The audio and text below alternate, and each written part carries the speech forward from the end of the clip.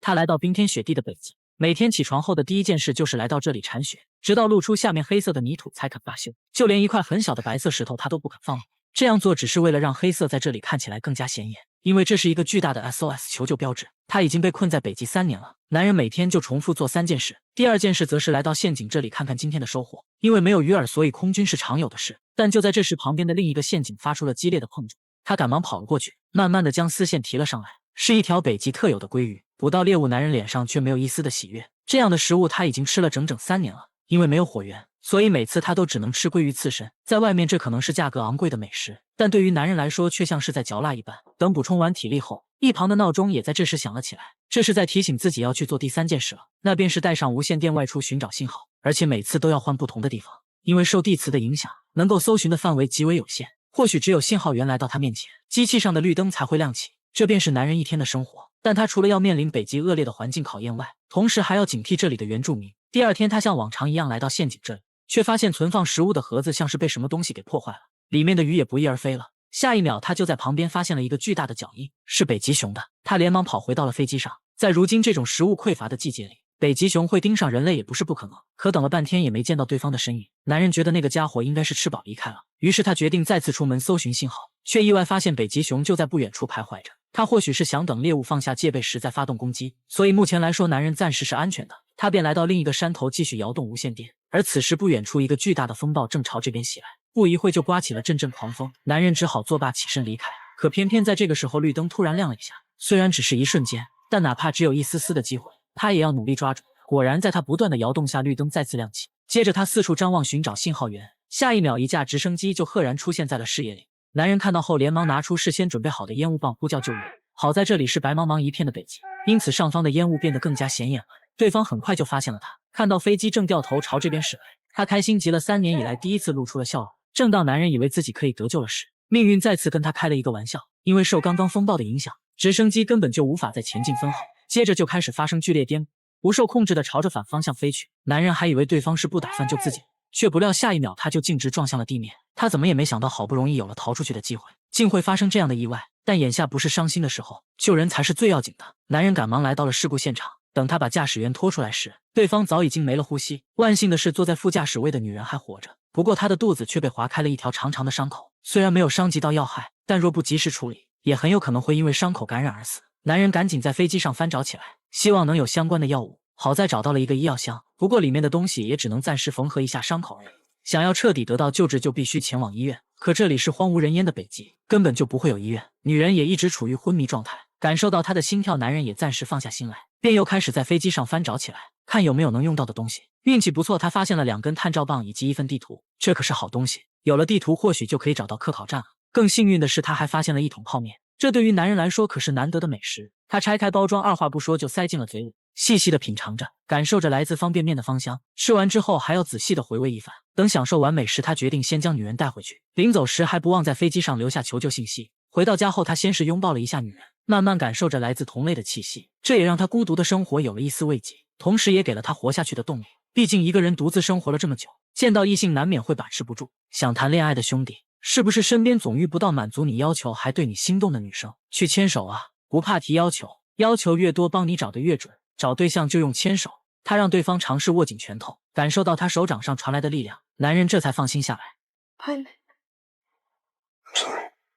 看到女人伤心的晕了过去，他瞬间感觉到了一丝愧疚。若不是为了救自己，或许他们的飞机也不会出事。等安顿好他之后，男人再次来到飞机失事的地方。他先把驾驶员的尸体进行了简单处理，随后便开始搜寻起物资来。他摸了摸对方的衣服，竟然从中摸出来一个打火机。看着燃起的火苗，男人开心坏了，这就意味着他再也不用吃生食了。赶忙将打火机揣进了口袋里。更加幸运的是，他还找到了煤气罐和煤气炉。在冰天雪地的北极，这可是奢侈品。就在他准备搜寻下一个地方时，无意间发现了一张照片，这才知道女人和驾驶员是一对夫妻，2人还有一个刚出生不久的孩子，这让他感觉更加愧疚了。正因为这份亏欠，他决定无论如何也要带着女人活着离开北极。随后他就开始对着地图规划起路线来。就在这时，外面的陷阱突然响了起来，男人立马跑了出去。看到大鱼上钩，这次他却露出了开心的笑容，因为他现在有了打火机和煤气炉，再也不用吃鲑鱼刺身了。回去后，他做了一份海鲜泡面，吃到嘴里简直是回味无穷。看到一旁的女人，他又连忙拿出叉子挖了一勺鱼肉喂给她。或许是因为刚刚才失去了丈夫，女人还处在痛苦之中，面对男人递来的第二口鱼肉，她怎么也不愿意再吃下去。男人见状便轻声安慰她，救援队一定会找到你的。等吃饱喝足后，他便开始清点物资，准备出发前往科考站。临走时，他同样在飞机上留下了求救信息，只希望会有人经过这里看到这些留言。这段旅程将十分的漫长，他们不仅要穿过近200公里的雪山，而且路上还不知道会遇到什么危险。那头北极熊或许正虎视眈眈地看着他们，因为要带着女人，所以只要遇到陡峭的山坡，他都要重新规划一下路线。这样做只会导致他们的路程不断的增加，但无论如何，他也不会放弃女人独自离开。到了晚上，两人便就近寻找一个山洞过夜。男人进去前还不忘用积雪将洞口堵住，这样做可以避免野兽发现他们的气味。随后他简单的做了一份水煮鱼片，可女人似乎还没有从痛苦之中走出来。面对男人递来的食物，她还是不愿意吃。没办法，他只好给对方喂了一点水喝。看到女人安静的睡了过去，他也准备休息一下，却在这时外面忽然传来了一阵脚步声，似乎是有什么东西正在附近徘徊。他拿起铁锹，小心翼翼地循着洞口的方向望去，下一秒积雪就突然被扒开了，是那头北极熊。原来他一直在悄悄地尾随两人，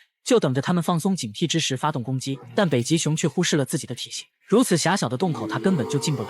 不过男人不准备坐以待毙，拿出一根探照棒点燃了它，因为他深知这个家伙跟踪了自己这么久，是不可能轻易放弃的。他会一直守在洞口，直到猎物失去反抗能力。与其被困死在里面，还不如主动出击。这个方法果然奏效了，不一会北极熊就逃之夭夭了，两人也因此成功躲过一劫。赶跑北极熊后，男人呆愣在原地，久久都不能从刚刚的惊吓之中走出来。他深知路途还很遥远，后面还不知道有什么危险正等着他们。很快，一个新的难题就摆在了他面前。眼前这个高高的岩石坡挡住了两人的去路，可男人记得地图上明明没有这个山坡的，因为在北极这种恶劣的环境下，根本就没法将地图标注的十分精确。眼下留给他们的只有2条路，要么穿过眼前这个陡峭的岩石坡，要么绕过这座大雪山走另一边。如果选择第2条路，那么两人要多走近3倍的路程，这是一个很难选择的问题。爬上这个岩石坡便是一条平整开阔的大路，如果男人选择独自过去，要不了多久他就可以到达目的地了。但他发过誓一定要带着女人一起活下去，不管结果如何，他决定都要尝试一下。他准备先将物资用雪橇车拉上来，物资的重量很轻，所以没费多大的劲他就成功了。接下来就轮到女人了。可当雪橇车拉到半山腰后，男人就再也拉不动了。尽管他拼尽了全力，雪橇车也没有丝毫上来的迹象，甚至就连自己都差点被带了下去。没办法，男人只好选择第2条路。就这样，他带着女人开始徒步绕行大雪山。北极肆虐的风暴大大增加了他们前行的难度。由于长时间暴露在风雪之中，女人的身体状况也一天不如一天了。不仅手指没有了力气握紧拳头，就连喝水都成了一个难题。眼眶上也开始出现大面积红疹，嘴角也不自主地溢出鲜血来。更要命的是，伤口已经被感染得很严重了。男人知道他可能坚持不到目的地了，他拿出他们一家人的照片放在了女人手里，为其轻轻地擦去了嘴角的血渍。接下来的路程就只能独自去完成了。男人在地上看到一株盛开的鲜花，他还在思索着对方是如何在这样恶劣的环境下生存下来的事。突然脚下一滑，他就掉入了一个山洞之中。等再次醒来时，双腿已经被死死地卡在了岩石里面。他想要把腿扯出来，但奈何卡的实在是太紧了，男人再也控制不住了。为何倒霉的事总是发生在自己身上？难道自己真的要被困死在这个暗无天日的地方吗？可很快他就振作了起来，这段路程自己已经完成了大半，眼看着就要得救了，不管怎样也不能在这里就放弃了，就算死也要死在路上。他使出全身的力气把腿往外扯，就这样男人一次又一次地承受着大腿被撕裂的疼痛，直到他被完全扯出来。他来不及处理伤口，因为眼下当务之急是要赶紧从这个山洞里逃出去。幸运的是他很快就找到了出口，随后男人不敢丝毫耽误，立马来到了女人这里。本想拿走对方的手套，却没想他的手拽得紧紧的。他转头一看，发现女人不仅没死，身体状况还奇迹般的好转了。他再也控制不住自己的情绪了。I'm sorry. I'm sorry.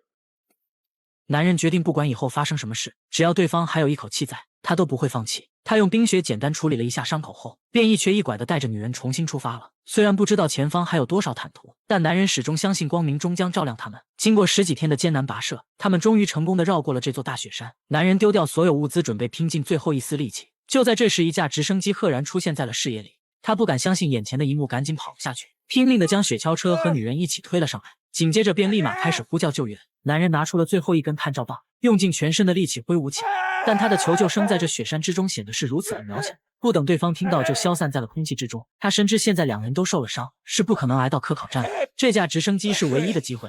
他点燃了身上的棉袄，势必是要赌上自己的全部。可是直到衣服被焚烧殆尽，对方最终也没有发现两人。看到直升机消失在大山之中，男人抱着女人绝望的失声痛哭。